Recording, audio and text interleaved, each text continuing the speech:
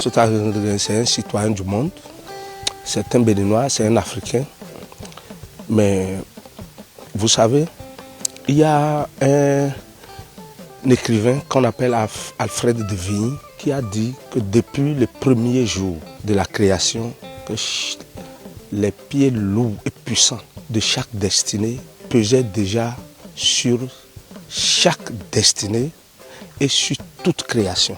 Sosa Guédengue est né dans un hameau béninois où il pouvait mener sa vie dans l'inconnu. Mais puisque sa destinée était autre, et puisqu'il n'était pas un homme ordinaire, son destin a décidé autrement. Comment? D'abord, dès sa naissance, il portait déjà des signes d'un initié. C'est pourquoi son premier nom est Adanyoro. Quand il est né, son premier nom c'est Adanyoro. Adanyoro, c'est un adepte de Hevioso.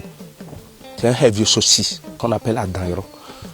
Voilà, donc à l'âge d'adolescent, il s'est rendu à Oumako avec son grand frère pour des travaux champêtres. Ils vivaient de ça et ils ont eu l'occasion d'être accueillis par une famille. Donc c'est dans cette maison-là qu'ils vivaient. Et tous ceux qui avaient besoin des gens pour des travaux champêtres venaient les solliciter.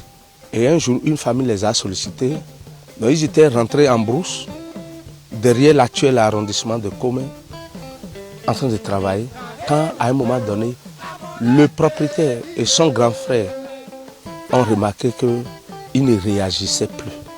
On n'attendait plus ses réponses. Et c'est comme ça qu'ils ont constaté qu'il a disparu. On l'a cherché, ça a duré 7 ans. Après les 7 ans, il est réapparu sur les mêmes lieux. Et c'est comme ça que sa mission a commencé. C'est pourquoi, dans nos chansons, nous avons dit que son initiation est enveloppée d'un voile de mystère et qu'il est initié par les maîtres de l'invisible. C'est comme ça qu'il est rentré avec le nom Guédengue. C'est un nom qui lui a été attribué par des êtres que nous, on ne connaît pas. Il a commencé sa mission ainsi. Il a été enrôlé dans l'armée coloniale. Le même jour, son corps a été recouvert de boutons de pian. Donc, du coup, il a été démobilisé. Il a commencé par initier de grands prêtres dans les départements du Mono et du Koufo de maintenant. Après, il s'est intéressé à la politique. Il a été le premier condamné à 15 ans de travaux forcés après la prise du pouvoir de Manga en 60 avec pour compagnon Aoumarigui. Lui, il a accordé de 5 ans. Daniel Tachida, un certain Mbadji Dossou, un certain Raymond Nkoudjo. Ils ont été arrêtés et une cour spéciale de Cotonou a été créée pour les juger. Tous ses compagnons ont écopé de 5 ans de prison, mais Sosa Guédengue avait écopé de 15 ans de prison parce que les gens ont estimé que c'était lui qui était plus dangereux. Mais à la fin, le président Manga a estimé que quelqu'un qui n'a jamais mis pied à l'école, comment il pouvait chercher à renverser le pouvoir parce que c'était une affaire de coup d'État. À son retour de son initiation, je vous ai dit tout à l'heure qu'il était Hevioso-ci. Après, les anciens du village lui ont confié le plus ancien couvent de Saredoutou. Puisqu'il avait fait les cérémonies convenablement de Hevioso, de Sakbata, de Dan et d'autres divinités. Mais lui-même, à son retour, avait une divinité, mais c'était personnel, qu'on appelle Glimbahassa. Glimbahassa, c'est un vaudou de la famille. Si vous nous voyez balafré à la joue gauche, ce n'est pas un signe pour reconnaître ses enfants comme les gens le disent. Non, non, non. Mais c'est un symbole d'initiation de ce vaudou qu'on appelle Glimbahassa. C'est pour c'est familial. Le fait d'avoir rendu hommage à un très grand fils du Bénin qui s'est battu contre Kérékou, qui était son ami, mais quand Kérékou a décidé de lutter contre le vaudou, de détruire les forêts sacrées, il a vu devant lui se dresser des gens, les Yaoucha Gampé, mais des gens comme Sosa Gedengue, puisque entre-temps, quand les autres dignitaires ont accepté la main tendue enfin de Kérékou, lui, il a dit à Kérékou qu'il devrait discuter avec lui, pas en tant que chef d'État, qu'il devrait descendre. Donc, et il organisait des prières quotidiennes pour que Kérékou laisse le pouvoir.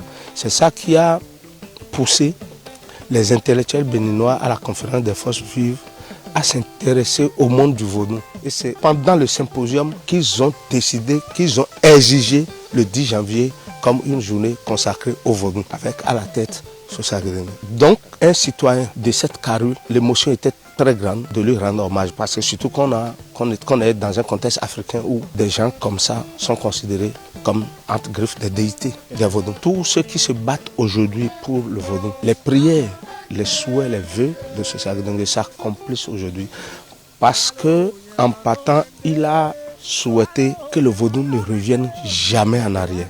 Et il a beaucoup prié, il a prié pour ça. Et vous voyez l'ampleur, l'envergure que les gens sont en train de donner au vaudou aujourd'hui, surtout quand vous avez, même si c'est des souhaits, c'est des prières, et que les voix les plus autorisées ne s'accordent pas pour porter vos prières, ça ne s'accomplira jamais. Aujourd'hui, pour moi, les prières de Sosa Gedengue ont porté. Et nous avons trouvé aux commandes un fils courageux, un Béninois très courageux, qui a tout défié pour porter très haut, sans complexe, les valeurs du vaudou. Et dès 10 janvier, on s'est retrouvé au Vaudou Days aujourd'hui, grâce à la détermination d'un fils. Mais ça, déjà, papa le disait, qu'un jour viendra au pouvoir quelqu'un qui va porter le vaudou. Et nous l'avons aussi dit dans notre dernière sortie, notre hymne au Vaudou Days.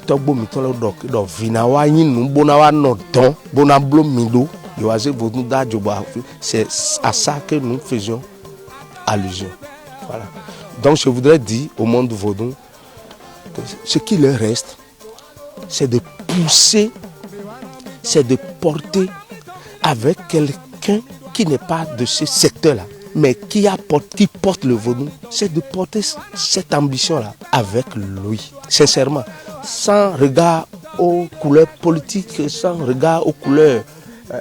Tant que vous êtes béninois, portez cet ambitieux projet-là avec les dirigeants actuels du Bénin. Vous savez, c'est quelqu'un, après la conférence des forces vives, le président Soglo, en tant que Premier ministre, s'est rapproché de lui et ils ont discuté de beaucoup de choses. Il a vu que c'était l'homme de la situation, comme Soglo même le dit, mais il voyait qu'il manquait un courage. Vous voyez tout ce que le vaudou est devenu aujourd'hui. Aujourd'hui, il y a beaucoup de projets qui ont pour point focal le vaudou, puisque la voie la plus autorisée porte le vaudou.